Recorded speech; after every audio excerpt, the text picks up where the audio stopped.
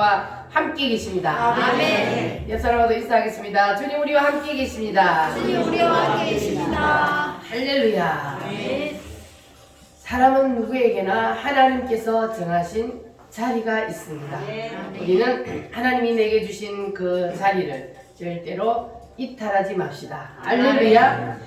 나오미는 베들레헴에 환란이 오니까 베들레헴에 환란이 온다고 어디로 갔어요?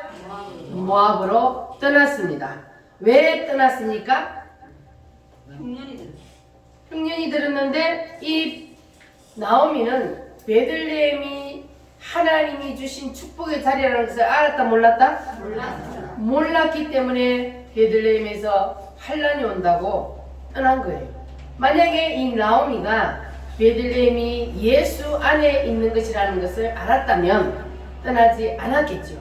여러분들은 예수 안에 있는 것이 얼마나 큰 축복인지를 아셨습니까? 아멘. 예수 안에 있는 것만큼 큰 축복은 이 세상에 없습니다. 아멘. 그러니까 우리는 예수 안에서 어떤 환난과 어려움이 와도 이기고 나가는 우리가 됩시다. 할렐루야. 따라합니다. 베들레헴은 떡집이요. 떡은 예수요.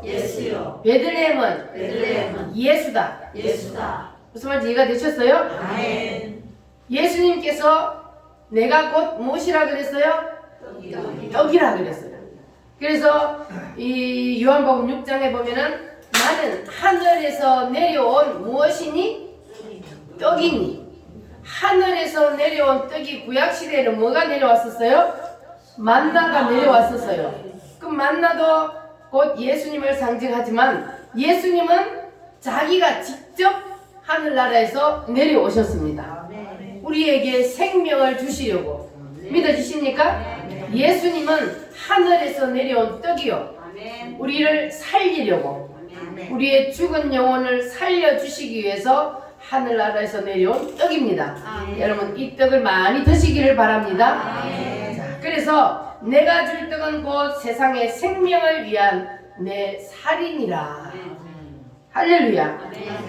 그리고 이 요한복음 6장 53절로 55절 말씀 제가 한번 읽어보겠습니다. 예수께서 이르시되 내가 진실로 진실로 너희에게 이르노니 인자의 살을 먹지 아니하고 인자의 피를 마시지 아니하면 너희 속에 뭐가 없다? 생명이 없느니라. 인자의 살을 먹지 아니하고 인자의 피를 마시지 않는다는 너희 속에 생명이 없느니라. 내 살을 먹고 내 피를 마시는 자는 뭘 가졌어요? 영생을 가졌고. 여러분 예수님의 살과 피를 먹고 마셨어요? 그러면 여러분은 뭘 가졌어요? 영생을 얻었습니다. 할렐루야. 마지막 날에 내가 그를 다시 살리리니 내 살은 참된 양식이요 내 피는 참된 무엇이다? 음료로다. 이 떡을 먹는 자는 영원히 뭐하리라? 살리라. 할렐루야. 우리는 우리가 죽는 것은 뭐 하기 위해서 죽어요? 영원히 살기 위해서 죽어요. 할렐루야. 왜냐하면 예수님께서 우리를 영원히 살리라 하셨기 때문에. 그래서 우리는 이 세상에서 육체가 죽는 것은 우리는 영원한 삶을 살기 위해서 죽는다는 것. 할렐루야. 그래서 예수님께서 십자가에 못 박히시기 전날 예수님께서 제자들을 12 제자들을 다 모아놓으시고 그리고 예수님이 뭐 하셨어요? 만찬, 성만찬이라 그러죠. 예수님께서 12명의 제자들 다 모아놓으시고 예수님이 만찬을 하시면서 떡을 가사 축복하시고 떼어 제자들에게 주시며 이것을 받아 먹어라.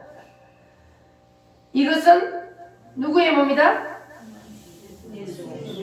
내 몸이니라. 이것을 받아 먹어라.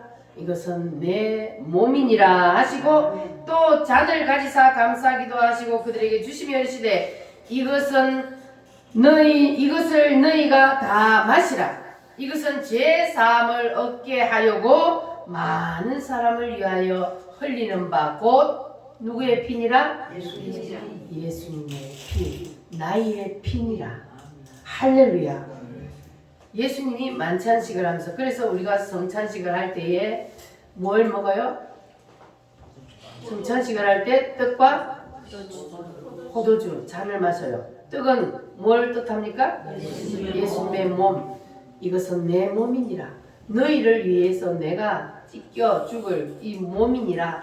그리고 포도주는 무엇을 뜻해요? 예수님의 피를, 잔을 주시면서 이것은 너희를 위하여 흘리는 바 나의 피, 생명의 피니라. 그래서 너희들이 이 떡을 먹고 이 잔을 마시는 자는 뭘 가졌다고요? 영생을 가졌다. 영원히 살리라. 할렐루야. 그래서 이것이 바로 성찬을 말씀하고 있습니다. 예수님이 말씀하신 이 성찬식 때, 예수님께서 성만찬을 하실 때는 예수님이 십자가에 못 박히시기 전이요 후요?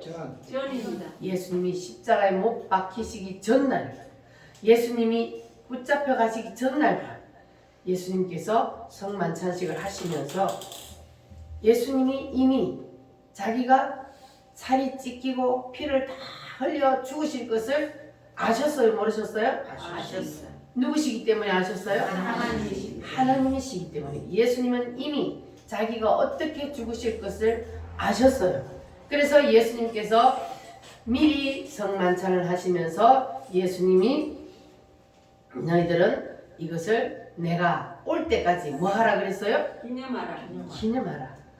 잊어버리지 말라 그 말이에요. 내가 너희들을 위해서 해준 이 일, 이것을 너희들은 절대로 잊지 말고 기억하고 기념하라. 그래서 뭘 하라고요? 성찬식을 하라. 그런 겁니다. 예수님이 해주신 이 일이 뭡니까? 예수님이 해주신 이 일이 뭐예요? 나를 위해서 십자가에서 살이 찢기고 피를 흘려 죽어주신 이 일을 너희들은 절대로 잊어버리면 안 된다. 이 일을 너희들이 잊어버리면 너희들이 구원에서 거리가 멀어지기 때문에 안 돼. 그래서 너희들은 절대로 이 일을, 내가 너희들을 위해서 해주신, 대신 죽어주신 이 일을 절대로 잊지 말라. 그래서 예수님께서 언제까지 이 일을 하라 그랬어요? 이 성찬식을? 내가 다시 올 때까지. 예수님이 다시 재림하실 때까지 이 일을 늘 기념하면서 성찬식을 하라 그랬어요. 자, 그러나 오늘도 우리가 지금 육신의 성찬은 안 해요. 그러나 우리가 뭘 통해서 심령 성찬이 이루어져야 돼요? 예수님의 피 흘리신 그 찬양을 우리는 하면서 심령의 성찬이 이루어져야 되고, 오늘도 이렇게 주님께서 우리를 위해서 피 흘려 주셨다는 말씀을 통해서 우리의 심령 속에 심령 성찬이 이루어지면 그게 진짜입니다. 육신의 성찬식은 하면서도 예수님이 나를 위해서 뭘 해주신지도 모르고 성찬식을 하면 그거는 오히려 뭐가 된다 그랬어요? 죄가 된다 그랬어요.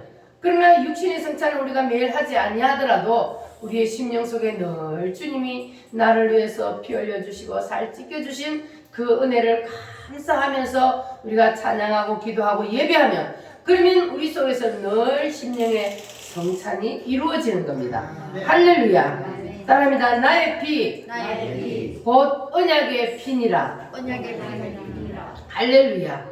그래서 모일 때마다 나를 기념하라 주님께서는 말씀을 하셨습니다. 그래서 여러분은 모일 때마다 이 성찬의 의미를 깊이 생각하시고 여러분 심령 속에서 늘 심령 성찬이 이루어지시기를 바랍니다. 찬양하면서도 주님의 십자가를 생각하고 말씀을 들으면서도 주님의 십자가를 생각하고, 그래서 여러분 속에서 심령 성찬이 이루어지면 오늘도 하나님께서 하늘문을 여시고 여러분의 예배를 연락하여 주실 줄 믿습니다. 여러분의 예배가 연락이 안 되면 어떤 일이 일어나요? 가인과 아벨의 경우를 봤을 때에 하나님이 나의 지금 드리는 이 예배를 연락하면 하나님의 성령이 내 속에 들어오지. 내 예배를 주님이 연락하지 않으면 누가 들어와요? 사탄이 들어와. 그래서 반드시 우리의 예배는 하나님 앞에 연락되는 예배가 되어야 된단 말이에요. 할렐루야.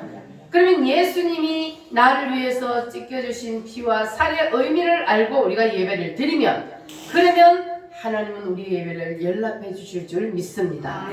피가 없는 제사를 드렸기 때문에 하나님 앞에 연락받지 못했고, 피가 있는 제사를 드렸을 때에 하나님이 예배를 연락하셨습니다. 그래서 우리는 오늘도 예수님의 피를 붙잡고 주님 앞에 나와 예배하면 주님 우리 예배를 연락하실 줄 믿습니다. 그래서 우리가 이제는 이 성찬의 의미를 아는 사람은, 그러면 우리가 예수 안에 사는 것이 얼마나 중요하다는 것도 여러분 이제 아셨죠? 예수 안에. 따라합니다. 예수 안에. 예수 안에. 베들레헴 안에. 베들레헴 안에. 베들레헴 안에 사는 것과 예수 안에 사는 것이 같은 의미입니다. 그래서 예수 안에 사는 의미를 알아야, 베들레헴 안에 사는 의미를 알아야 예수 안에 살면서 어떠한 환난과 고난이 와도 절대로 떠나지 않을 수 있습니다. 의미를 모르면, 어려움이 오면 그냥 뒤도 안 돌아보고 떠나. 나오미처럼. 여러분 그런 사람 없기를 바랍니다. 자, 그래서 여러분들은 이제 비슷한 예방주사를 맞았어요? 예방주사는 왜 맞아요? 병이 안 걸려. 안 걸리려고 예방주사를 맞는데, 여러분들은 이제 예방주사를 맞았어. 무슨 예방주사를 맞았어요? 예수님의 피의 예방주사를 맞았어요. 그러니까 여러분들은 절대로 사단에게 넘어지는 일이 없기를 바랍니다. 그래서 우리가 말씀으로 단단히 무장하고 다 예수 안에 있으면, 그러면 어떤 환난과 어려움이 와도 우리는 넉넉하게 이길 수 있습니다. 누구 안에서? 예수 안에서 우리는 이길 수가 있습니다. 할렐루야. 나오미는 이것을 몰랐다가 어떤 일이 일어났습니까? 예수 안에, 베들레헴 안에 사는 그 의미를 모르고 나오미는 떠났다가, 오늘 말씀해 보니까 이건 말씀이 아주 그냥 내게 비어 돌아오게 하셨네. 이게 무슨 말이에요? 한마디로 하면 쫄딱 망했다는 말이잖아요. 내가 풍족하게 나갔더니 여호와께서 내게 비어서 돌아오게. 말을 이건 아주 그냥 부드럽게 해서 그렇지, 우리가 쉽게 그냥 우리 하는 말을 하면은 내가 한껏 가지고 왔는데 하나님이 다 망하게 만들어 쫄딱 망하고 돌아왔다 그 말이에요. 이렇게 예수 안에 있어야 되는 사람이 예수 안에 있지 아니하고 예수 안에 있을 때에 환난과 고난이 온다고 그것을 그 예수 안에서 이겨내야 된다는 걸 모르고 떠나버리면, 그러면 잘 살 것 같지만 그게 아니고 오히려 하나님은 쫄딱 망하게 만들어 버린다는 거 여러분 꼭 기억하시기를 바랍니다. 그리고 이제 나오미는 하나님께서 자기를 치셨다는 것을 깨닫고 다시 어디로 돌아왔어요? 베들레헴으로 돌아오게 되었습니다. 그러니까 이게 우리가 오늘날도 마찬가지예요. 오늘날도 우리가 예수 안에 살면서도 예수 안에서의 얼마나 하나님이 주시는 이 복이 큰지를 모르면, 그러면 예수를 떠난단 말이에요. 그렇게 되면은 그 사람은 세례까지를 받았다 할지라도 떠나는 사람들이 있어요, 없어요? 수없이 많아요. 뭐 한두 사람이 아니요. 세례는 교회 나와서 예수를 믿겠습니다 하고 고백을 하면 주니까. 그런데 세례를 받고 나서도 이 세례가 얼마나 큰 축복인지를 모르고 그냥 내동댕이 치고 떠나버리는 사람이 많아요. 자, 그러면 여러분은 세례 받으셨어요? 네. 우리 회개하고 선하는 올 고난 주간에 세례를 베풀려고 그래요. 그러니까 말씀을 잘 들어야 돼요. 세례가 무엇인지, 세례를 왜 받아야 되는지. 자, 말씀을 통해서 공부를 단단히 해 놓으시기 바랍니다. 자, 세례는 무엇이냐? 따릅니다. 예수와 함께 죽고 예수와 함께 장사 지내고 예수와 함께 다시 사는 것이다. 자, 세례라는 것은 원래 우리는 약식으로 물을 찍어서 머리에 얹지만 원래 세례는 침례잖아요. 원래 세례는 강에 데리고 가서 강물에다가 홍 눌러가지고 죽었냐? 죽었다 그러면 올려줘야 되는 원래는. 그럼 뭐가 죽어야 되는 거예요? 나의 옛 사람이 죽어야 돼요. 옛 사람, 성품, 자아가 물속에 들어가서 죽고 그리고 다시 올라가는 건 뭐예요? 다시 새로 태어나는 거예요. 예수와 함께 나는 옛사람, 나의 옛사람 물속에서 죽어버리고 다시 예수와 함께 살아나는 것. 그러니까 세례를 받으면 원래 나는 죽어야 되는 거예요. 나의 옛 성품은 다 죽어버려야 돼요. 그리고 이제 나는 사는 것은 누구로 사는 거예요? 예수로 사는 거예요. 나의 옛사람은 죽고 이제는 내가 새롭게 예수와 함께 다시 사는 것. 이것이 바로 세례란 말이에요. 그런데 세례를 받았는데도 안 죽고 살아있어요. 여러분 다 죽었어요? 다시 부활을 해가지고 죽겠습니다 해가 세례를 받아놓고 다시 부활을 해버렸어. 뭐가요? 옛 성품이. 자아가 부활을 하면 안 돼.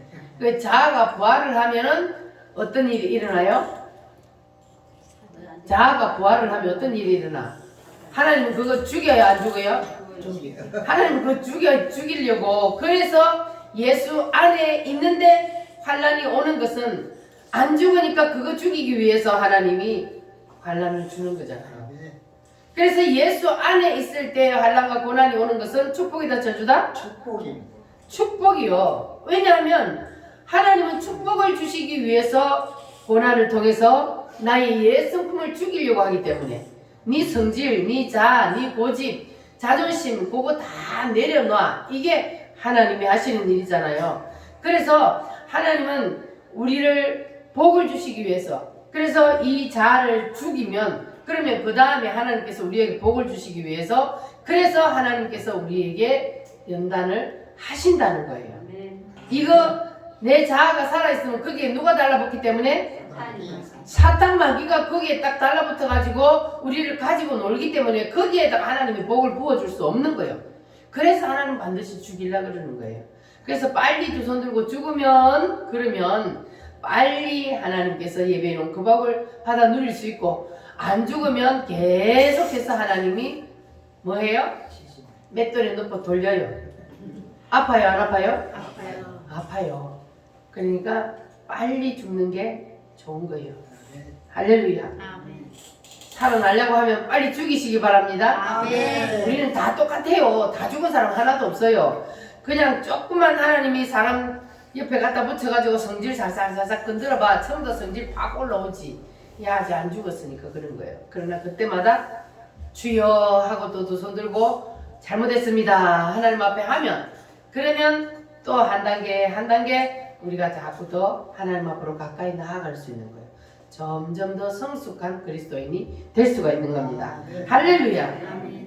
그래서 여러분들은 마음속에서 이 심령 세례가 자꾸 이루어져야만, 그래야만이 우리가 이 온전한 세례를 우리가 깊이 우리 심령에 늘 임해서, 그래서 우리가 주님 앞에 더 가까이 나아갈 수 있으니까 여러분 그렇게 하나님 앞에서 늘 말씀 붙잡고 승리한 여러분 되시기를 바랍니다.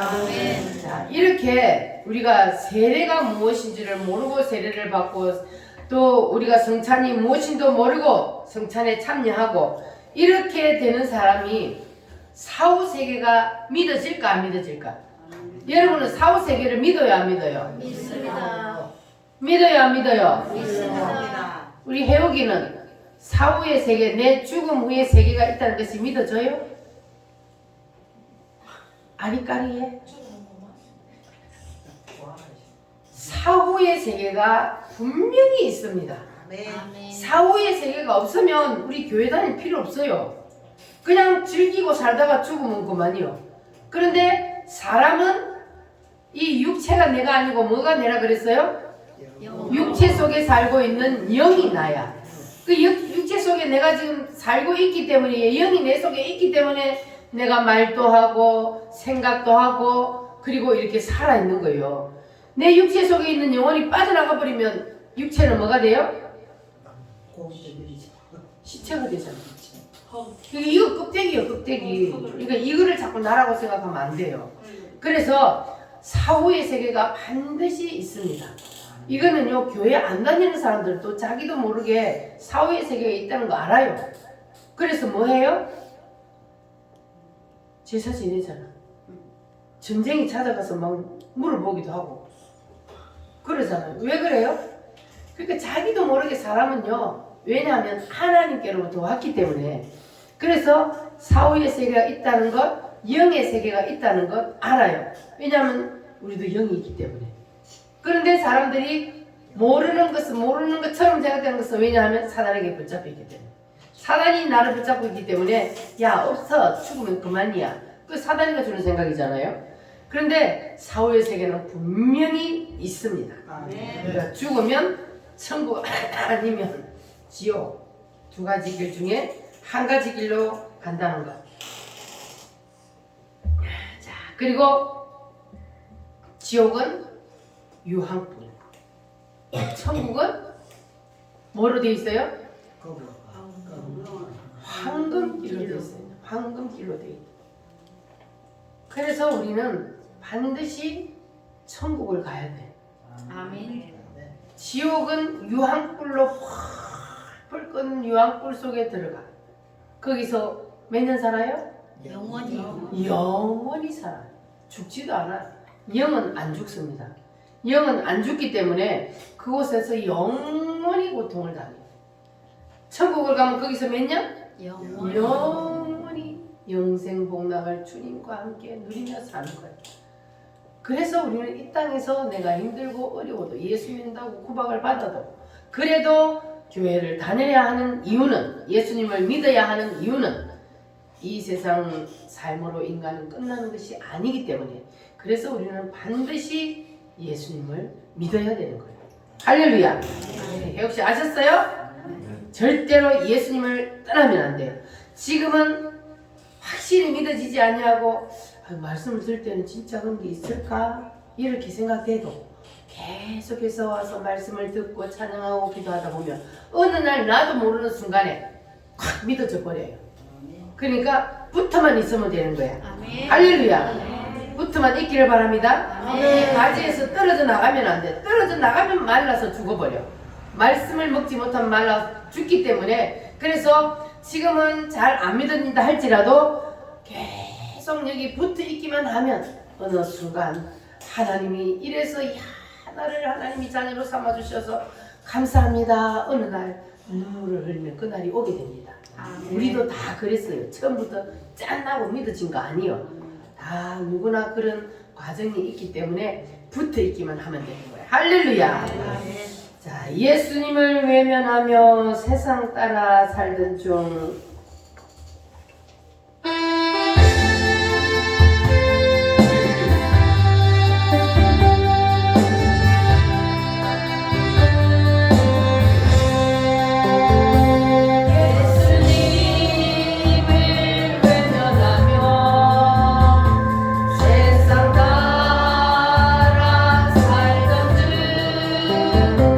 교만 욕심 죄악으로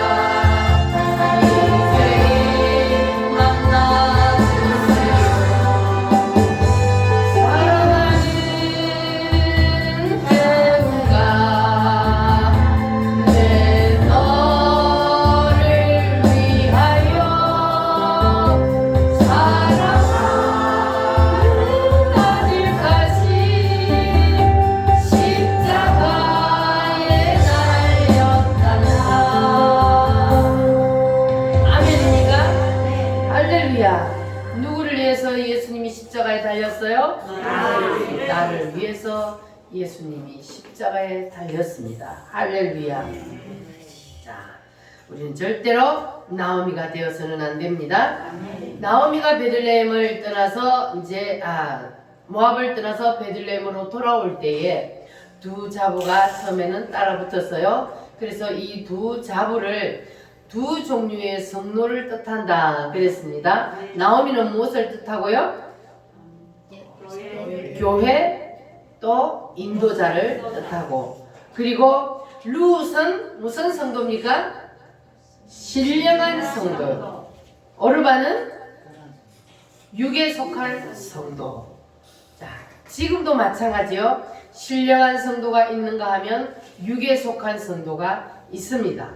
그러면 신령한 성도는 어떻게 하고 육에 속한 성도는 어떻게 하느냐? 자, 신령한 성도인 룻은 인도자를 어떻게 했습니까? 언제까지? 끝까지 따라갔어. 계산했어요, 안 했어요? 안 했어요. 내가 이 인도자를, 시어머니를 따라가면 힘들고 어려울 것이라는 거 계산했어요, 안 했어요? 안 했어요. 계산하지 않냐고, 이해타산 따지지 않고 그냥 끝까지 따라가는 거예요. 그 사람이 바로 신령한 성도. 자, 그런데 육에 속한 성도 오르바는 어떻게 했어요? 좀 따라오다가 시어머니 따라가면 힘들고 어려워. 그러니까 계산하는 거예요. 자기 이해타산을 따지는 거예요. 그래가지고 교회 다니는 거 너무 힘들어. 시간도 뺏기지, 돈도 뺏기지, 너희들은 놀러 가는데 놀러도 못 가지, 주일마다 빠지면 또 잔소리 하지. 그래가지고 에이 귀찮아. 자유롭게 나는 살 때야. 그러면 누가 되는 거예요? 오르바 되는 거예요.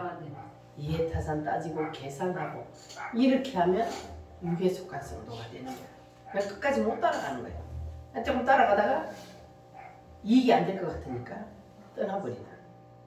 우리 우문교회 성도들은 그런 사람 한 사람도 없기를 바랍니다. 자, 그러면요, 자, 이 룻하고 이 오르바를 우리가 봤을 때에, 자, 과연 룻이 택한 길, 오르바와 택한 길, 과거와 현재와 미래를 우리가 한번 딱 보면, 자, 이 지금 현재 시점에 이 시어머니하고 이제 베들레헴으로 돌아가야 하는 그 시점이 딱 왔어요. 그 시점에서 딱 보니까, 자, 과거를 보면 룻하고 오르바하고 상황이 처지가 같아요.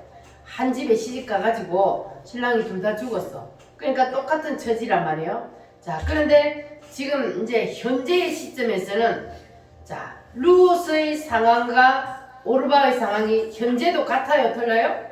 같아요. 지금 현재는 같아요. 그런데 자, 여기에서 룻은 앞으로 내가 어떤 환난과 고통이 있을지라도 나는 시어머니를 따라간다 하고 따라가는 거는, 자, 지금 현재의 눈으로, 육신의 눈으로 볼 때는 이 룻이 택한 길이 지혜로운 길이요? 아니면 미련하게 보여요? 미련하게 보입니다. 바보지, 바보. 사람들이, 세상 사람들이 볼 때는 바보요. 아니, 시어머니가, 야, 너희들은 돌아가, 친정으로 돌아가서 너희 친정에 가서, 거기 가서 또 좋은 사람 만나서 살아. 그게 맞는 말이요, 육신의 눈으로 볼 때. 자, 그런데 이 룻은 그걸 택하지 않았어요. 그런데 오르바는 그게 더 좋은 길이라. 아주 지혜롭잖아요. 그래서 자기에게 보니까 이게 자기에게 좋은 길이거든, 이익이 되거든. 그러니까는 그 길을 택해서 갔단 말이에요. 룻은 고난과 어려움이 온다 할지라도, 다른 사람들이 나는 바보라 한다 할지라도, 아이고 저 미련한 거 그만 돌아가지 말라고 그 고생길 시어머니를 따라가, 그렇게 한다 할지라도 묵묵히 따라간 룻하고 아주 지혜롭고 똘똘해. 그래가지고 현 상황을 파악을 잘해. 그러니까 자기에게 이익이 안 될 것 같으니까 탁 돌아갔단 말이에요.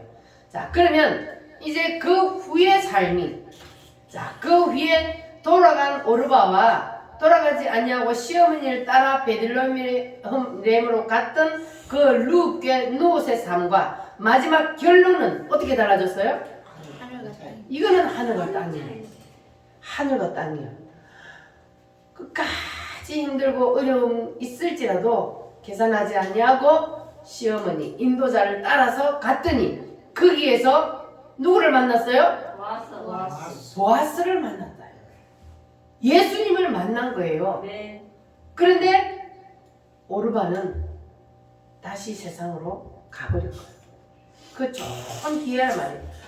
주님을 만나는 길로 가느냐 아니면 다시 세상으로 돌아가느냐, 이 두 가지 길에서 한 사람은 주님을 만나는 길로, 한 사람은 다시 세상을 돌아가는. 그러니까 완전히 두 사람이 거기까지는 같은 길을 왔지만 거기에서 순간의 선택이 10년을 좌우해요? 영원을 좌우해요. 그 순간의 선택이 영원을 좌우한다고요. 할렐루야. 여러분 누구의 길을 택해야 되겠어요? 룻의 길을 택해야 돼요. 순간의 선택이 몇 년을?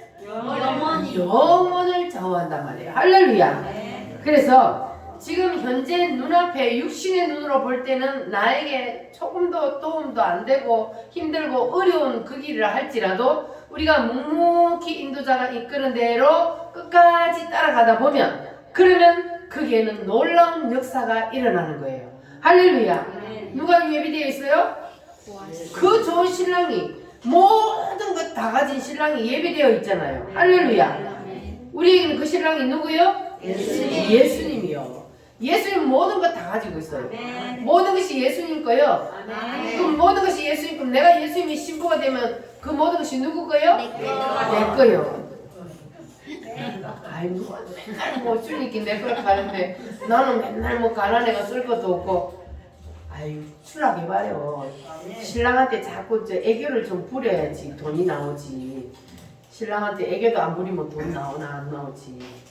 신랑 없는 사람도 있는데 좀 미안하네. 그 예수 신랑.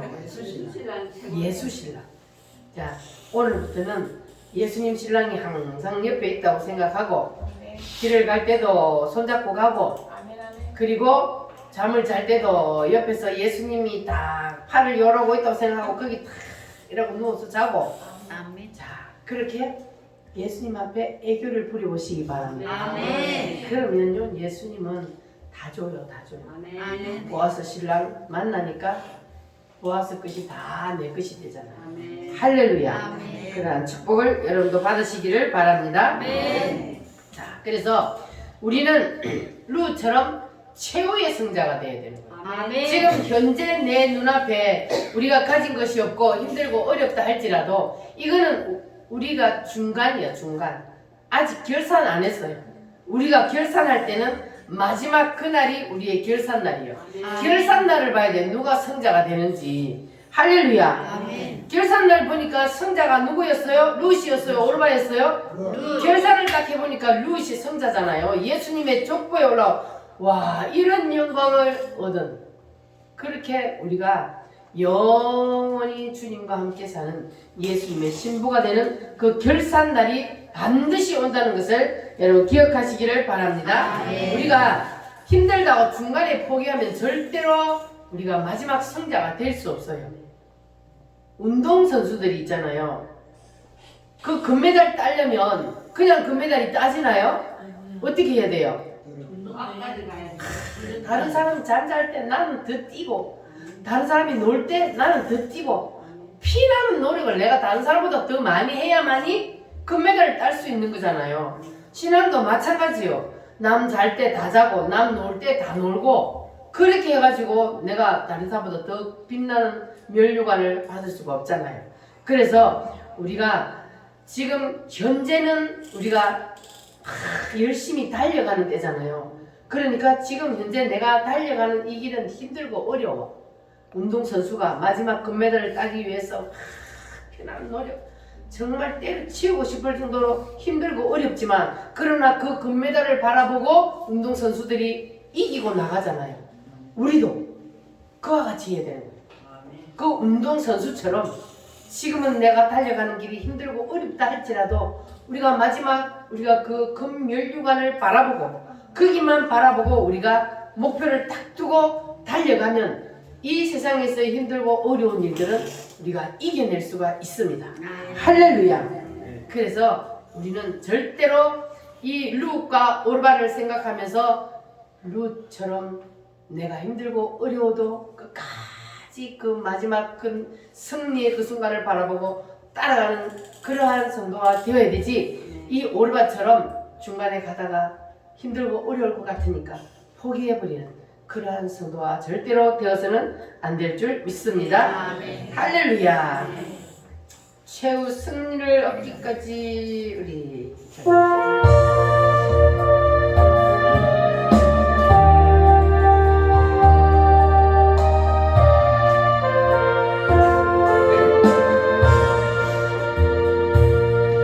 알보리 산 위에 십자가 섰으니 주가 고난을 당한 표라. 험한 십자가를 내가 사랑하면 주가 보혈을 흘리리라.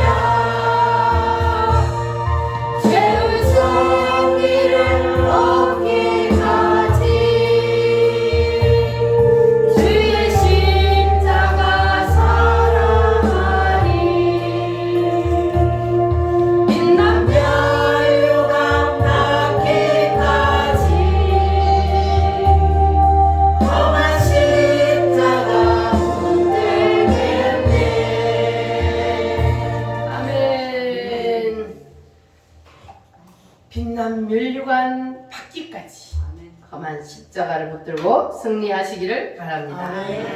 자, 목회자는 성도들을 이 인도자인 나오미처럼 보아스에게 연결시켜서 결혼하게 하는 그 중매자의 역할, 예수님께로 인도하여서 예수님의 신부가 되게 하는 중매자의 역할을 합니다. 그래서 인도자를 끝까지 따르는 자가 예수 신랑을 만날 수가 있는 겁니다. 자, 여러분도 룻과 같이 인도자와 생명을 끝까지 연합하여서 그래서 끝까지 따르는 그러한 신령한 성도들이 다 되시기를 바랍니다. 그러면 반드시 누구를 만나요? 예수 신랑을 만나게 될 줄 믿습니다. 자, 나오미가 이제요 룻하고 베들레헴에 도착을 했습니다. 베들레헴에 도착을 했더니 거기에는 전혀 예상하지 못했던 놀라운 일이 일어났습니다. 우리가 생각할 때는 야, 사람들이 저 나오미 저 바보 같은 게 풍년이 온다고 다 짊어 싸가지고 가더니 쫄딱만 하고 돌아왔어. 아이고 바보 같은 거 이렇게 할 줄 알았는데 나오미가 돌아오니까 베들레헴 사람들이 어떻게 했어요? 그를 환영해 줬어요. 그를 위해서 잔치가 예배되어 있었습니다. 할렐루야. 우리 주님은 떠났다가 돌아온다고 해서 외면하는 분이 아니라는 거예요. 우리 주님은 떠났다가 돌아오면 언제든지 잔치를 예배해 놓고 환영하고 안아주시는 그분이 바로 누구십니까? 예수님이요. 할렐루야. 따라합니다. 깨닫고 돌아오면 베들레헴은 활짝 열려 있었습니다. 나오미가 돌아오니까 베들레헴은 그를 안아주었습니다. 그래서 나오미가 그랬어요. 나를 나오미라 부르지 마라. 왜 그러냐면 나오미라는 뜻은 기쁨이요. 나는 기쁜 것이 아니야. 하나님의 손이 나를 쳤어. 그러니까 말하라 불러라. 나는 슬픈 여자야.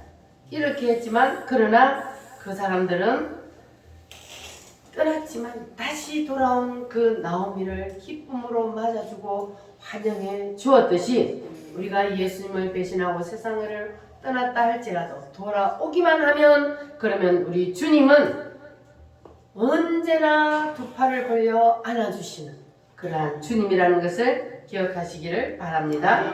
주님은 상처받은 그대로 주님 품으로 돌아오기만 하면 언제든지 우리 주님은 그 넓은 품으로 안아주십니다. 그래서 나오미가 돌아왔을 때 보면은 어떤 시기였냐 하면은 22절 말씀 한번 읽어보겠습니다. 시작. 나오미가 모압 지방에서 그의 며느리 모압 여인 룻과 함께 돌아왔는데 그들이 보리 추수 시작할 때 베들레헴에 이르렀더라. 자, 언제 돌아왔어요? 보리 추수를 시작할 때에 돌아왔다. 그래서 이 추수 때에 돌아왔다는 것은 여기에 영적인 의미가 있습니다. 이것은 뭐냐 하면은 풍성한 잔치 때라는 거예요. 탕자가 돌아왔을 때 아버지가 어떻게 했습니까? 잔치를 열어줬잖아요. 탕자가 자기에게 준 재산을 다 가지고 나가서 다 허랑방탕하게 다 까먹고 거지가 되어 돌아왔을 때 그 아버지는 그를 안아주고 소를 잡아서 잔치를 베풀어주고 이렇게 했던 그 일이 이 나오미에게도 일어났던 거예요. 할렐루야. 이것이 바로 돌아오는 자에게 주시는 하나님의 축복입니다. 세상 사람들은 갔다가 돌아오면 손가락질을 하고 눈을 기고 하지만 그러나 우리 주님은 그게 아니요. 언제든지 우리 주님은 돌아오기만을 뭐예요? 기다리고 계시는 분이 바로 우리 주님입니다. 그래서 나오미가 베들레헴으로 돌아왔을 때에 베들레헴은 나오미를 향해서 활짝 열려 있었습니다. 따라합니다. 열려 있었다. 잔치가 준비되어 있었다. 회복의 준비가 되어 있었다. 할렐루야. 이것이 바로 다시 돌아온 자에게 주시는 베들레헴의 축복, 하나님의 축복입니다. 자, 2장 1절로 4절 말씀 다 같이 한번 읽어보겠습니다. 나오미의 남편 엘리멜렉의 친족으로 유력한 자가 있으니 그의 이름은 보아스더라. 모압 여인 룻이 나오미에게 이르되 원하건대 내가 밭으로 가서 내가 누구에게 은혜를 입으면 그를 따라서 이삭을 주겠나이다 하니 나오미가 그에게 이르되 내 따라 갈지어다 하매 룻이 가서 베는 자를 따라 밭에서 이삭을 줍는데 우연히 엘리멜렉의 친족 보아스에게 속한 밭에 이르렀더라. 마침 보아스가 베들레헴에서부터 와서 베는 자들에게 이르되 여호와께서 너희와 함께 하시기를 원하노라 하니 그들이 대답하되 여호와께서 당신에게 복 주시기를 원하나이다 하니라. 아멘. 자, 여기에 나오미하고 룻이 돌아왔는데 이제 그들이 먹고 살 게 없잖아요. 그럼 먹고 살아야 돼. 그럼 누가 가서 일을 해야 돼요? 며느리가 가서 일을 해야 돼. 그래서 며느리 룻이 뭐 하러 갔습니까? 옛날에 여러분 이삭 줍기 해봤어요? 우리 어릴 때 이삭 줍기 해봤잖아요. 맞아. 볼이 다 비고 나면 막 떨어진 것들이 있잖아요. 그거를 주웠어요, 우리도. 그런데 이때가 지금 이제 볼이 베는 때가 돼가지고 이삭을 주우러 갔어. 그래서 보리를 다 베고 난 다음에 떨어진 그 이삭을 줍는데, 자, 이삭 줍기를 하는 것은 뭐냐 하면은 하나님이 이제 이 룻하고 나오미를 가장 낮은 자리에 낮추어 놨잖아요.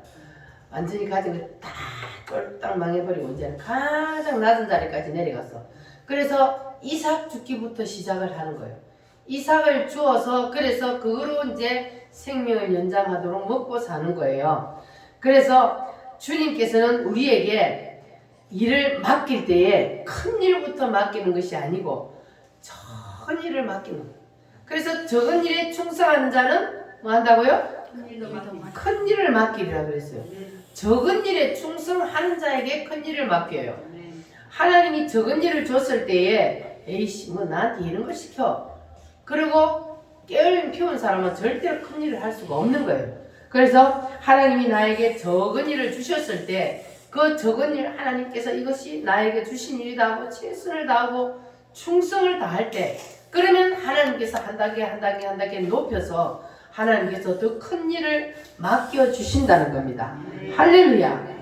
그런데 사람들은 이게 힘들어요. 이게 가장 낮은 자리에서 이삭 죽기부터 하는 것을 하기를 힘들어요. 특히 큰 부자였던 사람들이 하루아침에 쫄딱 망해가지고 이삭 죽기부터 하라고 해봐. 처음부터 잘 못하는 사람이 많아요. 내가 누군데 내가 이런 일을 해. 사람은 이렇게 된단 말이에요. 그러나 이 룻은 그러지 않았어요. 어떻게 했어요? 내가 어머니를 위해서 내가 누구의 밭에 가서든지 이삭을 죽게 하면 내가 이삭을 죽겠습니다. 그랬더니 그 시어머니가 그래 따라가거라. 그래서 가서 이삭을 죽잖아요. 할렐루야. 그러니까 이 이삭 죽기부터 해야만이 회복이 되는 거예요. 하나님은 그 사람을 회복시켜 주시기 위해서 가장 낮은 자리에 낮추어서 그 일부터 시키는 거예요. 그럼 그 일을 내가 하나님이 주신 일로 감사함으로 받아들이고 최선을 다하고 충성할 때 하나님께서 더 큰 일도 맡겨주신다는 것을 믿으시기를 바랍니다. 따라합니다. 처음부터 하나님이 낮춰놓은 그 자리에서부터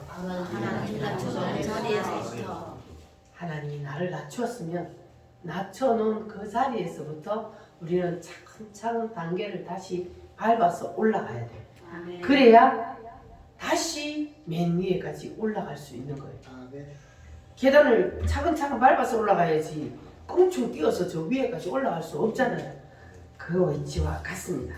그래서 우리는 하나님이 나를 낮추실 때는 하나님이 나를 낮춰놓은 그 자리에서부터 내게 맡겨진 그 일에 충성을 다할 때 하나님께서는 점점 더 우리를 높은 자리로 올려주실 줄 믿습니다. 아멘. 따라합니다. 이삭 죽기를 합격해야 한다. 여러분 다 이삭 죽기에서 합격하시기를 바랍니다. 교만하면 하나님은 절대로 쓰지 않습니다.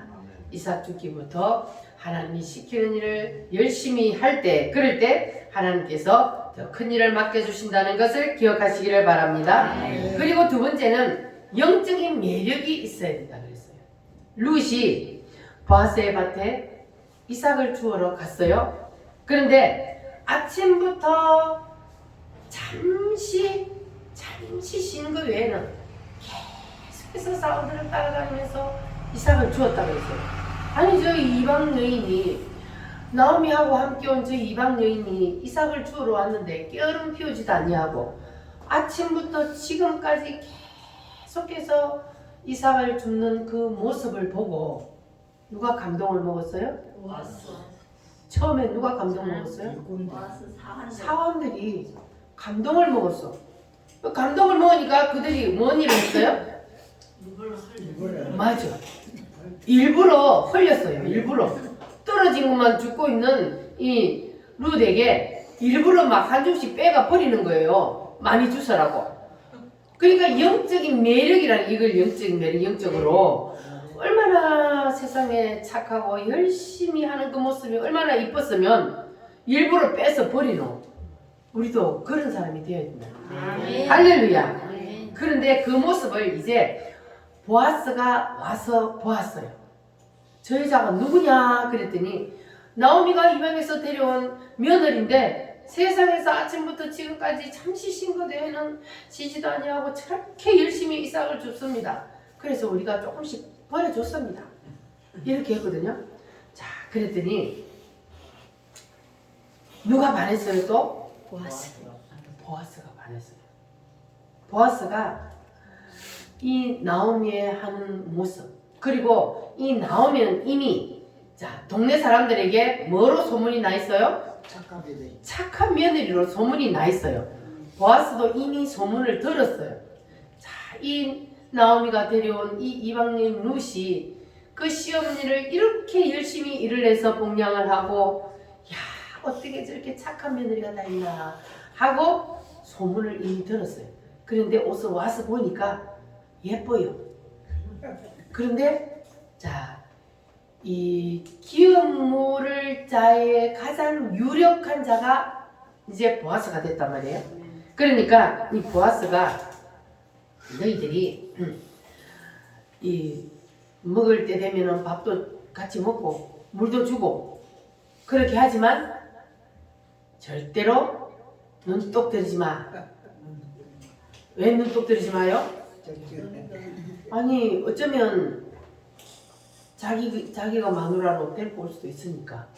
왜냐하면 기업 물을 잘하는 것은 친족 중에 가장 가까운 사람만 차례차례 그리고 그 위에 있는 사람이 자기가 안 한다 했으니까 그랬으니까 그 다음이 이제 보아스가 된 거예요. 그래서 이 보아스가 눈독을 들인 거예요. 그러니까 이런 영적인 매력이 있으니까 사람들도 동네 사람들도 그리고 사환들도 그리고 이제 그의 남편 될 보아스의 눈에도 딱 들었던 거예요. 그러니까 우리도 누구의 눈에 들어야 돼요? 예수님. 예수님의 눈에 들려면 어떻게 해야 돼요? 일을 하는데 일을 할 때에 루처럼 해야 되잖아요. 루처럼 해야 돼. 루시 어떻게 일을 했다고요? 쉬지 않고. 농땡이 안 치고 최선을 다해서 열심히 했는데 누가 안 본다고 농땡이 치고 게으름 부리고 그럼 누가 보고 있어요? 하나님. 주님이 다 보고 있는 거예요. 우리가 주님의 눈에 들려면 야 너는 내 신부감이야 이렇게 주님이 우리에게 영적인 매력을 느끼게 하려면 우리도 루처럼 해야 된다는 거예요. 아멘. 할렐루야. 아멘. 따라합니다. 잔잔한 감동. 잔잔한 감동. 보는 사람으로 하여금 감동을 느끼게 해야 돼요. 아멘. 내가 하는 그 일에서 사람들이 볼 때도 감동을 느끼게 하면 아멘. 주님은 당연히 감동받게 되어 있습니다. 아멘. 사람의 눈에 감동받게 하는데 어떻게 주님이 감동을 안 합니까? 그러니까 우리도 내가 하는 그 일에 일단 내가 감사하고 내가 감동이 돼요. 내 마음에서 짜증이 나고 불평 불만이 나는데 내가 하는 그 일이 감동이 되겠습니까? 그럼 내가 감동이 안 되고 짜증나고 불평 불만하면 보는 사람들 당연히 안 되죠. 그러니까 보는 사람들이 감동을 받았다는 것은 내가 마음에 기뻐하고 감사하고 감동 있게 했기 때문에 보는 사람들에게도 감동을 끼치는 거예요. 할렐루야. 아멘. 그러니까 여러분들은 이 이사처럼 누구든지 주위의 사람들이 볼 때에 내가 하는 그 일을 보고 감동을 느낄 수 있도록 우리도 그렇게 한번 해봅시다. 만약에 루시 여기 시어머니를 따라와가지고 따라온다 해가 따라오기는 왔는데 아니 내가 여기까지 와가지고 내가 이삭이나 주우러 다녀야 돼? 그러면서 안 했다면 그러면 보아스를 만날 수 있을까요? 보아스를 못 만나잖아요. 그러니까 우리의 목적은 누구를 만나는 거예요? 예수 신랑을 만나는 거예요. 그래서 우리는 영적인 매력이 있어야 되고 주님의 눈길을 사로잡을 수 있도록 사람을 감동시켜야 되고 주위의 사람들을 감동을 시키면 그러면 우리 주님도 당연히 감동하게 되어 있습니다. 아멘. 할렐루야. 그래서 여러분들은 지금 내가 하고 있는 그 일에 내가 감동하는 그러한 성도들이 다 되시길 바랍니다. 자, 저는 제가 하고 있는 이 일이 제가 감동이 돼서 하는 것 같아요? 아니면 억지로 하는 것 같아요? 감동이 되어서. 할렐루야. 아멘. 저는 솔직히 제가 목사가 되는 거는 상상도 할 수 없었습니다. 저 같은 게 어떻게 목사가 됩니까? 그래서 제가 이제 목사가 되고 나서 이제 집회 다니면서 한방에 인사하면 그랬어요. 난 너무 감사해. 어떻게 하나님이 나 같은 걸 목사로 다 써. 하나님 은혜가 아니면 나는 목사가 될 수 없는데 하나님이 나 같은 걸 목사로 써. 너무 감사하다 제가 이제 이랬더니 그 소리를 자꾸 듣다 보니까 같은 방에 있던 목사님이 그 말이 감동이 되어서 자기는 목사가 된 것을 그렇게 감사해 본 적이 없었대요. 근데 제가 하는 그 말을 어느 날 가만히 생각해 보니까 야 맞다. 왜냐하면 그분은 아주 잘난 사람이거든요. 응? 아주 똑똑하고 아주 잘난 사람이라서 그런 감동을 못 느꼈던가 봐요. 근데 나는 못난 사람이니까 낮고 천한 사람이었으니까 근데 어떻게 이런 나를 하나님이 목사로 세워서 그래서 제가 처음에 이게 목회를 하고 하나님이 딱 이게 예배당을 지어서 이렇게 교회를 주셨을 때에 너무 감사했어요. 그래서 청소를 하면서도 하나님 청소할 수 있는 예배당을 주셔서 감사합니다. 얼마나 감사한지 몰라요, 진짜로. 왜냐하면 중간에 조금 쉬었잖아요. 야, 이게 청소할 수 있는 예배당 주셔서 감사합니다. 식사 준비를 해가지고 먹일 수 있는 성도 주셔서 감사합니다. 차 운행할 수 있는 성도들을 주셔서 감사합니다. 처음에는 혼자서 북치고 장구치고 다 했잖아요. 청소도 혼자 다 하고, 밥도 혼자 다 하고, 차 운행도 혼자 다 하고, 혼자서 다 했어. 그러면서도 너무너무 감사했어요. 야, 나를 이렇게 이 자리에까지 오게 하신 하나님 너무너무 감사해서 감사 예수, 감사 예수, 감사 예수 내 맘에, 감사 예수, 감사 예수, 감사 예수 내 맘에 했더니 어떤 일이 일어났어요? 청소도 안 해도 되고, 밥도 안 해도 되고, 이제는 차 운전도 안 해도 되고. 아이고 아버지 할렐루야지. 하나님이 이렇게 일꾼들을 다 필요의 일꾼들을 보내주셔서 이제는 다 해방시켜 주셨잖아요. 얼마나 할렐루야요. 참 하나님 나를 너무 사랑하시죠. 아멘. 너무너무 감사해요. 아멘. 감사하면 하나님이 감사할 일을 만들어 주신다는 것 여러분도 믿으시기를 바랍니다. 아멘. 할렐루야. 그래서 우리는 하나님께서 내게 주신 이 자리에서, 거기에서 내게 주신 그 일에 우리가 적은 일이라도 충성을 다하고 감사하면 하나님께서 더 큰 놀라운 은혜로 채워 주실 줄 믿습니다. 아멘. 할렐루야. 따라합니다. 회복의 원리. 회복의 원리. 여러분이 이 회복의 원리의 프로그램 속에 들어가면 여러분의 가정도 회복되고, 그리고 여러분의 자녀들도 회복되고, 교회도 회복되고, 나라도 회복되고, 다 회복되는 역사가 일어나게 될 줄 믿습니다. 할렐루야. 우리 다 같이 기도하겠습니다.